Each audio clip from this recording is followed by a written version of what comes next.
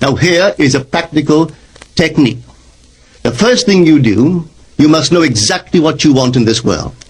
When you know exactly what you want, make as lifelike a representation as possible of what you would see and what you would touch and what you would do and physically moving in such a state. For example, suppose I wanted a home, but I had no money, but I still know what I want. Without taking anything into consideration, I would make as lifelike a representation of the home that I would like, with all the things in it that I would want. And then, this night, as I would go to bed, I would, in a drowsy, sleepy state, the state that borders upon sleep, I would imagine that I am actually in such a house, that were I to step off the bed, I would step upon the floor of that house. Were I to leave this room, I would enter the room that is adjacent to my imagined room in that house. And while I am touching the furniture and feeling it to be solidly real, and while I am moving from one room to the other in my imaginary house, I would go sound asleep in that state.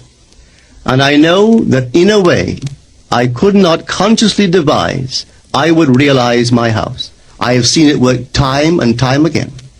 If I wanted promotion in my business, I would ask myself what additional responsibilities would be mine were I to be given this great promotion. What would I do? What would I say? What would I see? How would I act? And then in my imagination, I would begin to see and touch and do and act as I would outwardly see and touch and act were I in that position. If I now desired the mate of my life, were I now in search of some wonderful girl or some wonderful man, what would I actually find myself doing that would imply that I have found my state? For instance, suppose now I was a lady. One thing I would definitely do, I would wear a wedding ring. I would take my imaginary hands and I would feel the ring that I would imagine to be there. And I would keep on feeling it until it seemed to me to be solidly real. I would give it all the sensory vividness I am capable of giving anything. And while I am feeling my imaginary ring, which implies I am married, I would sleep. This story is told us in the Song of Songs, or the Song of Solomon. It is said, "At night on my bed, I sought him whom my soul loveth. I found him whom my soul loveth, and I would not let him go, until I brought him into my mother's house, right into the chamber of her that conceived me." If I would take that beautiful poem and put it into modern English, into practical language, it would be this. While sitting in my chair, I would feel myself right into the situation of my fulfilled desire. And having felt myself into that state, I would not let it go. I would keep that mood alive, and in that mood, I would sleep. That is, taking it right into my mother's chamber, into the chamber of her that conceived me. You know, people are totally unaware of this fantastic power of the imagination. But when man begins to discover this power within him, he never plays the part that he formerly played. He doesn't turn back and become just the reflective life. From here on in, he is the affecter of life. The secret of it is to center your imagination in the feeling of the wish fulfilled and remain therein. For in our capacity to live in the feeling of the wish fulfilled lies our capacity to live the more abundant life.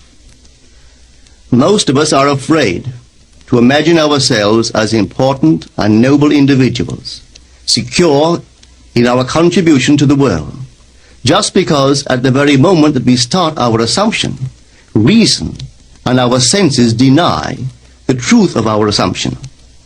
We seem to be in the grip of an unconscious urge which makes us cling desperately to the world of familiar things and resist all that threatens to tear us away from our familiar and seemingly safe moorings.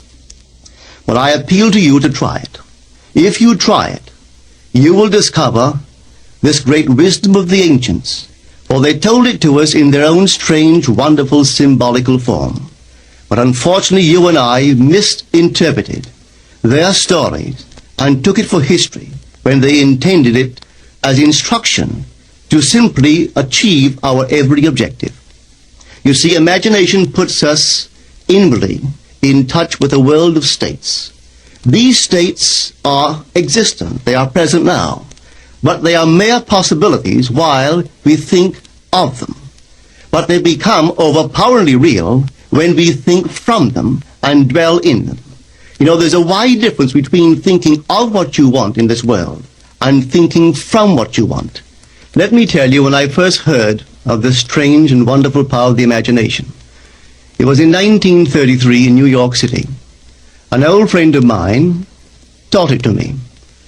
He turned to the 14th of John, and this is what he read. In my Father's house are many mansions. If it were not so, I would have told you. I go to prepare a place for you. And if I go and prepare a place for you, I will come again and receive you unto myself, that where I am, there ye may be also. He explained to me that this central character of the Gospels was human imagination. That mansion was not a place in some heavenly house, but simply my desire. If I would make a living representation of the state desired, and then enter that state and abide in that state, I would realize it. At the time, I wanted to make a trip to the island of Barbados in the West Indies, but I had no money. He explained to me that if I would that night, as I slept in New York City, assume that I was sleeping in my earthly father's house in Barbados, and go sound asleep in that state, that I would realize my trip. Well, I took him at his word and tried it. For 1 month, night after night, as I fell asleep, I assumed I was sleeping in my father's home in Barbados. At the end of my month, an invitation from my family came, inviting me to spend the winter in Barbados. I sailed for Barbados the early part of December of that year. From then on, I knew I had found this Savior in myself. The old man told me that it would never fail. Even after it happened, I could hardly believe that it would not have happened anyway. That's how strange this whole thing is. On reflection, it happens so naturally. You begin to feel or to tell yourself, well, it would have happened anyway. And you quickly recover from this wonderful experience of yours. It never failed me if I would give the mood, the imagined mood, sensory vividness. I could tell you unnumbered case histories to show you how it works. But in essence, it's simple. You simply know what you want. When you know what you want, you are thinking of it. That is not enough. You must now begin to think from it. Well, how could I think from it?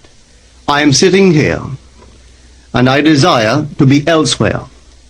How could I, while sitting here physically, put myself in imagination at a point in space removed from this room and make that real to me?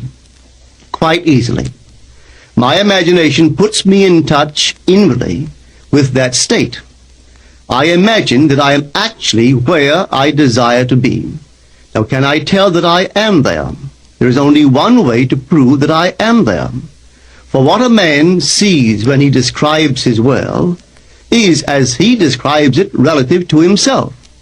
So what the world looks like depends entirely upon where I stand when I make my observation.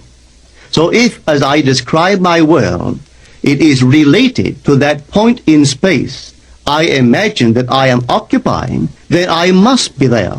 I am not there physically, no, but I am there in my imagination, and my imagination is my real self.